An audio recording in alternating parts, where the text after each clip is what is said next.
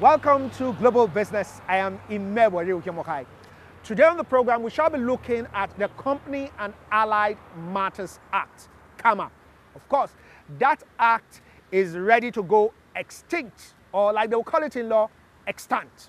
Well, that act is at the National Assembly stage, and the Senate has passed a reviewed version of that act, and the House of Rep is yet to pass. The President is yet to sign. And so we're looking at what does the new bill contain? What are the benefits? We're talking with Leonard Gbaja later on in the program. But did you hear that one of the richest men in Africa, I'm talking about Femi Otedola, went on a molue. If you are in Nigeria or if you are in Lagos, you will know what a molue is. A molue is a big bus. He rode on a molue from Sango-Ota to Agege, and no one in that bus recognized the richest man in Africa. We'll give you clips of that video with Otedola, Femi Otedola, in a molue bus in Lagos. For those of you who don't know molue buses, we shall show you some visuals of what a molue, typical molue, looks like. We hear the Lagos state government is trying to move out the molues from the roads and come out with their new beautiful buses, because a molue is not what you want to ride on all the time. Anyway, let's take a look at that video where Otedola went on a molue and everyone was there but didn't recognize one of the richest men in Africa.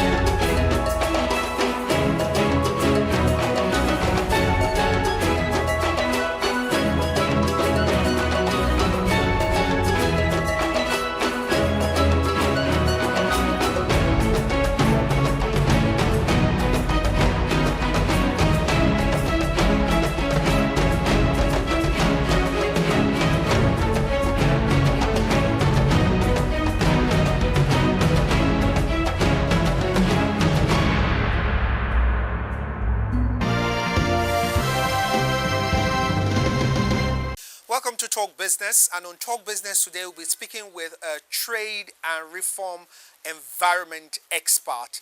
Is Leonard Gbaja, who is also a lawyer, a legal practitioner based in Abuja. Now, he was involved in the whole bill that has just been passed by the National Assembly. That bill I'm talking about is the Company and Allied Matters Act reform bill, or actually review. They're trying to review that act and make a new one, and trying to make the other one extant. Well, Leonard will be telling us about the benefits or the attributes of this new bill that has been passed by the Senate. Leonard, welcome to the program. Now, tell us what inspired this bill. Well, to start with, let me say that the Companies and Allied Matters Act we have today, the extant CAMA, is 28 years old. I mean, that's enough reason for you to want to change some things in it. CAMA was enacted in 1990. It was enacted under a military regime, we know. and a lot of things have changed since after that. In fact, Kama was based on the English Companies Act of about 1968 or so. I mean, it has gone through several changes, and the world has since moved ahead, and we're still on that. So these are just maybe the general reasons, but there are very specific reasons. For example, you want to make it easier for businesses, especially small businesses, to register and to be able to run without being clogged by too much regulatory requirements. So it's about looking at what is working and what is not working, and what could be improved. So basically this is the, if you like, the underpinning reasons for reforming Kama. So what are the attributes of this new bill that is in the National Assembly? Well, for one, let me focus on the things that relate to small businesses particularly, because under this bill now, just like you rightly said, it's just been passed by the Senate. It will have to go to the House of Representatives. When it is passed there, or if they concur as the case may be, then it goes to the presidency for the president's signature. That's when it becomes a law. Now, what's the content of this Kama, or why the buzz around it? Number one, because it is directly aimed at improving the ease of doing business in Nigeria, and some of those factors that concern small businesses. For example, now under the extant Kama, a small business is required to have mandatorily to have a secretary, a company secretary. But under this new the bill we're talking about now, small businesses are not required to have secretaries, so it's optional. Also, small businesses are required to appoint auditors on an annual basis, which also brings some costs. Especially if the proviso there is, if they have not done business since incorporation, they are not required to appoint an auditor to have their accounts audited, because then there's nothing to audit. But the Kama we have right now doesn't recognize that fact. So that's another thing that is beneficial. Then you have issues like the electronic filing of documents of registration, which CAC is already implementing, where you can register your company from anywhere around the world. Just go to the CAC portal, register an account, follow the processes, and then unlike before, where you need to have a what you call a declaration of compliance signed by a lawyer, you no longer require that now. So that means non-lawyers can register their business from start to finish on the CAC portal. Now, the CAC started in test running these things, but these things have not been embedded in the law, so giving them a more definite legal basis aside from just a regulatory basis, which was it was by regulation that CAC was applying it.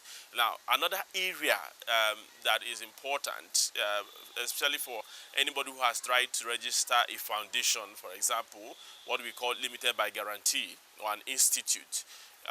It's always been difficult, because then your application will have to be taken to the Ministry of Justice for the Attorney General's consent. That's what the extant law says. But this bill has dispensed with that need for the Attorney General's consent to registration of limited by guarantee companies or foundations, institutes as we call them. So basically what this law prescribes, this bill prescribes, is publication in the National Daily, for 28 days, in two national dailies for 28 days, and after that you're good to go. So these are some of the innovation that the bill has introduced. Also, you may also look at the aspect dealing with one person being able to register a limited liability company. Unlike what we have now, you have to be at least 2 directors and shareholders to register a limited liability company. But right now, one person can run a limited liability company, of course, subject to the framework that has been set up in the bill. You also have, importantly also, introduction of new forms of legal entity. Before now in Nigeria, we have just 3 forms of legal entity. We have the company, that is the limited liability company. You have the limited liability company, then you have the different types of other companies, either public company or limited company and all that. And then you have the business name, you have the incorporated trustees, but these other ones are called companies in all, including companies that are limited by guarantee. So you can either have a company, a business name, or an incorporated trustee. That's part A, part B, and part C of Kama. But now you have other forms of legal entity. You have the limited partnership, and you have the limited liability partnership. So basically what this is saying is that, for example, if you're running a business and a partnership, you could register a partnership, especially under state laws. Lagos State has a partnership law. That's even problematic on its own, because the question is whether a state government or a state legislature can enact a law creating an entity that is limited, that has limited liability. Of course, states can register, cooperatives can register, but whether they can register, but Lagos State has it anyway. But now the newcomer has it. So a limited partnership, a liability partnership, there are two: limited liability partnership and limited partnership. Now, a limited liability partnership basically clothes a partnership with the attributes or the advantages and responsibilities of a limited liability company. It's a partnership, but runs like a limited liability company. For example, most professional practice are registered as business name in Nigeria today. But in essence, they are partnerships.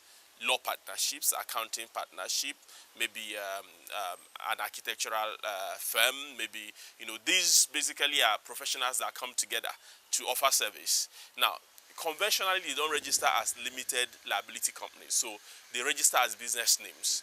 Now, but with this new law, the proper legal form is a limited liability partnership. So when you have a partnership, but it's like a limited liability, so that means it succeeds the partners. That means the partnership doesn't, so it's attributes of partnership and attributes of limited liability company. One attribute of partnership it has is that the company does not have tax liability because it's a partnership. The partners are individually liable for their tax obligations. Now, that is borrowed from the business name or the regular partnership kind of. Now, borrowed from the limited liability company kind of is that the company can succeed its partners and keep running in perpetuity as a limit, and also the liability of the partners are limited to their share contribution. Now, a limited partnership, don't confuse the two. I've talked about limited liability partnership. A limited partnership allows some people to come together to run a business, and you have one or two general partners who run the business, and you have other dormant partners who are just contributories to the business. So they don't have executive power, they don't take executive decision, they don't run the business, but those who run the business are responsible to those other partners who have made contribution. Now, it might interest you to know that most venture capital funds run on this platform. And in the course of trying to put together this legislation, it was discovered that because Nigeria doesn't have this kind of legal personality or legal body recognized under our law, most venture capitalists would rather go register in a place like Mauritius, and they use that as a base to invest in Nigeria and other places. So it is hoped that with this new form of legal personality, that Nigeria will be a landing ground for venture capitals coming from outside of Africa, and then from Nigeria then going into other African countries. So these are some of the new things that have been introduced. Okay, I'm going to take you on what you said. You talked about small businesses, and it brings to mind the fact that in the current laws, you have small businesses having to register with PENCOM. Businesses between 3 and 5 staff have to register with PENCOM, NSITF, ITF, just to do business with government. Does this bill address it? Well, unfortunately not. Unfortunately, the Kama hasn't addressed this because those ones require specific legislative intervention, and by that I mean, interesting. I got into this discussion with some of the people driving the reform from the executive side recently. And the feedback, I raised these issues. I said, all the work we are doing in making the business environment easier for small businesses. But look at these requirements coming from government for small businesses that want to do business with the government. Don't you think they should be simplified. And look at the answer I got, which is very interesting. PENCOM, that's the Pension Commission, has the requirement that for you to be a recognized government contractor supplier, you have their registration, so which shows that you have complied with the law. Now, but interestingly, the PENCOM Act actually stipulates that for businesses that employ 15 persons and above, then the act is mandatory. So they have to comply with the contributory pension scheme. Now, but for businesses that have 3 or more, for example, between 3 to 15, it ought to be optional, because it says they can if they want to. That's what the law is saying. It hasn't made it mandatory, But PENCOM doesn't agree with that interpretation of the law. They said it was a mistake.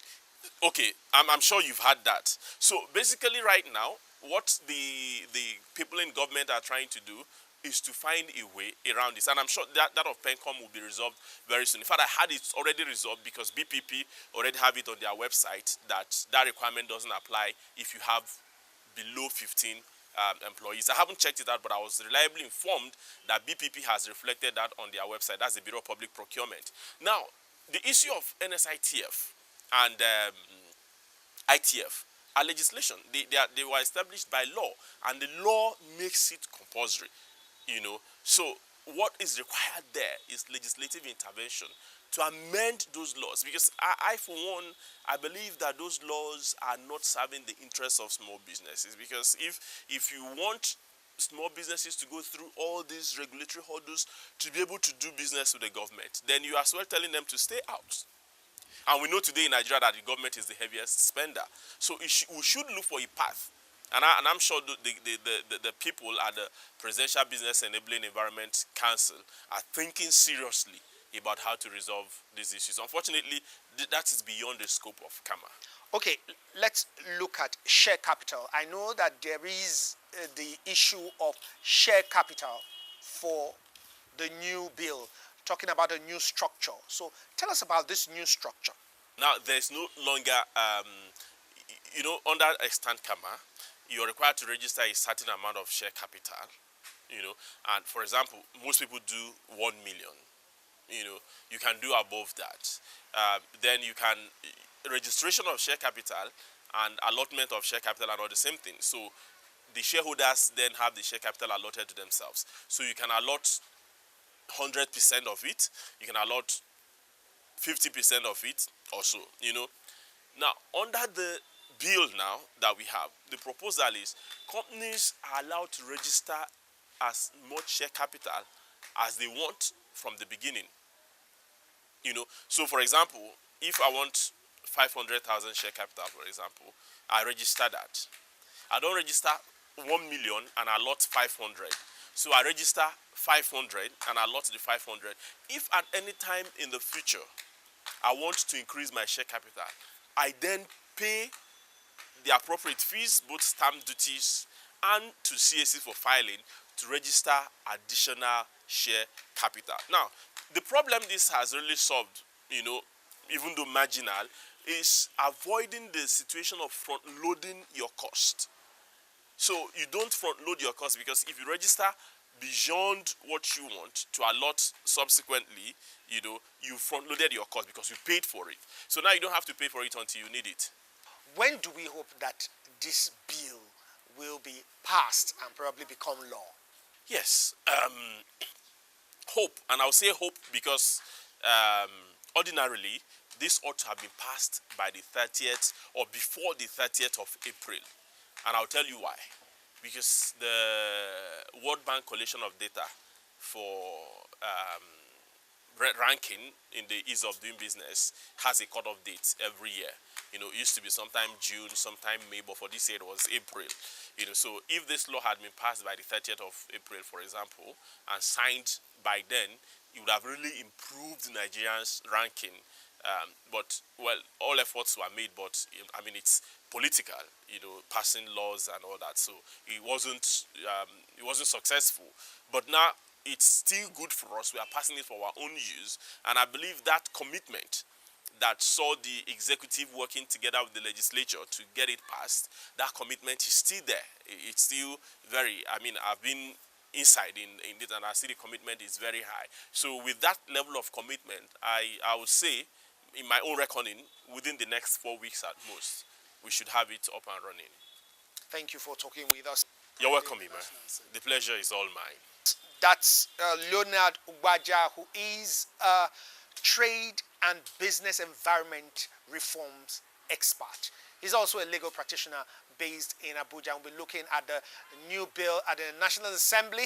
Still at the National Assembly, though the Senate has passed it, left for the House of Reps to pass that bill, and then Mr. President Pence's signature for the rankings of the ease of doing business to shoot up maybe next year, because we have missed this year, according to Leonard.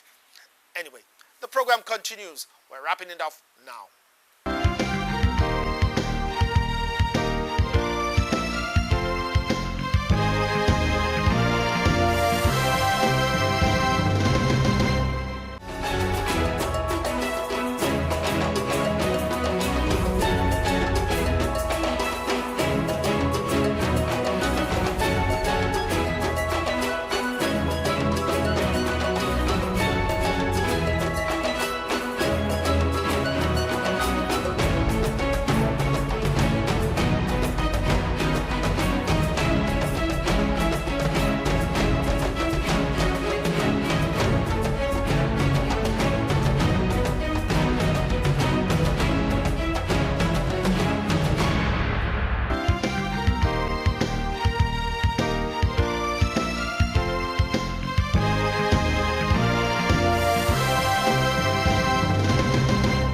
And this will wrap it up on Global Business this Monday. Remember that we come to you Mondays, 5:30 p.m. Nigerian time. Yes, I hope you've enjoyed every bit of the program, from Otedola in the Molua bus to Leonard Gwaja's interview on Kama Act, or the reviewed Kama Bill. Talking about Otedola, some people say that man, the man who is one of the richest men in Africa, is thinking about politics and wants to be governor of Lagos State. Well, to disappoint you people, the man has said he's not interested. He put it on his Twitter page. But some people insist that he's interested in 2023. The man we hear has already given his support to the current governor. But this is not a political program. This is a business program. And others say, you can't remove business from politics. That's another one we need to think about. We'll begin to think about it and see how we can work with business and politics on this program. Remember, it's always nice doing business with you. I am Imeroyo Hyomokai. Join us again next week.